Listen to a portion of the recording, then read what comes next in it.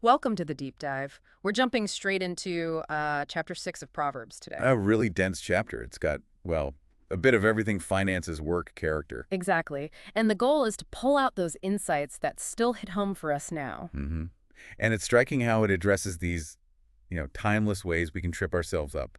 Really basic human stuff. Okay, let's dive in. It kicks off with this pretty intense warning about financial commitments for others, like co-signing a loan, maybe? Right. Putting up security, pledging for a neighbor. The text says you're trapped by what you said, ensnared by the words of your mouth. It's strong stuff. Trapped, ensnared. It feels very, well, constricting. Why such drama over a financial promise? I think it's about the loss of freedom, how quickly you can become bound by someone else's problems or irresponsibility. And if you are trapped, the advice is urgent. Oh, incredibly so. Humble yourself, plead with them, it says, and then allow no sleep to your eyes, no slumber to your eyelids. Wow, no sleep. Free yourself like a gazelle, like a bird. Yeah. It paints this picture of imminent danger. Like, get out now, don't delay. It's not just about the money, it's about reclaiming your autonomy, fast. Okay, so from that kind of external entanglement, it pivots. Hard. Right into personal laziness. Yes, the famous line, go to the ant, you sluggard. Classic. What's the ant's wisdom here? Well, the ant just works. It prepares, it gathers, and crucially, it does this without anyone telling it to. No boss, no overseer. Self-motivated. Unlike the sluggard who gets asked, how long will you lie there? Exactly. It's a direct challenge. And the consequence isn't gentle. No, it's pretty brutal. A little sleep, a little slumber, and then bam. Poverty hits you like a bandit. Scarcity, like an armed man. It's not a slow fate. It's like getting mugged by your own inaction. Sudden. Violent.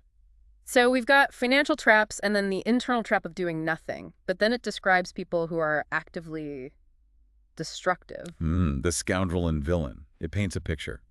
Corrupt speech, dodgy nonverbal signals, the winking, the gesturing with feet and fingers. Sounds creepy. And always plotting, stirring up trouble. Always plotting evil, always stirring dissension. That's key.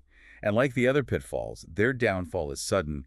The text warns. Which leads into that list, right? The 7 things the Lord finds detestable. It feels like a definition of that destructive character. I think so too. You've got arrogance, haughty eyes, violence, deceit, like a lying tongue, hands that shed innocent blood, a heart devising wicked schemes. Feet quick to rush into evil, the false witness, and there it is again, stirring up conflict. Yep, a person who stirs up conflict in the community.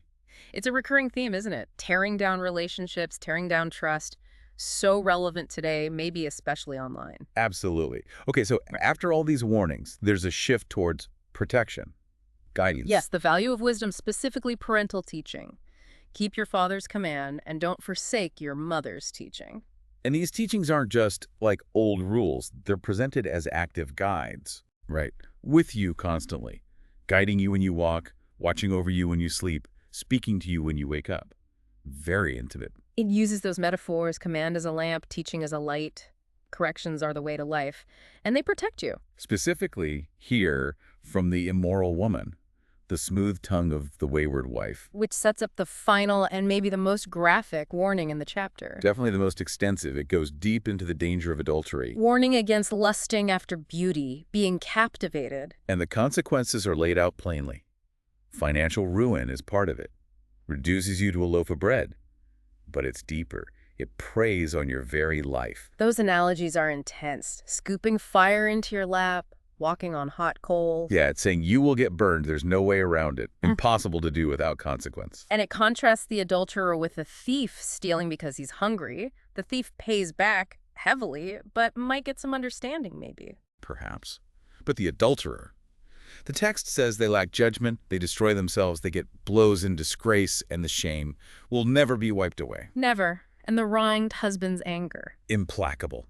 No mercy, no compensation accepted. It emphasizes total, irreversible destruction. Reputation, family, self, everything. Wow. Okay, so that single chapter covers a huge range. Financial snares, laziness, destructive personalities, the value of wisdom, and then this devastating picture of relational betrayal. It really does. It's a stark look at cause and effect, ancient wisdom on how things fall apart. Makes you think, though, how do these play out today? What's the modern bandit of poverty? Is it debt? Burnout? And what about that smooth tongue? Where do we see that kind of dangerous persuasion now? Lots to chew on.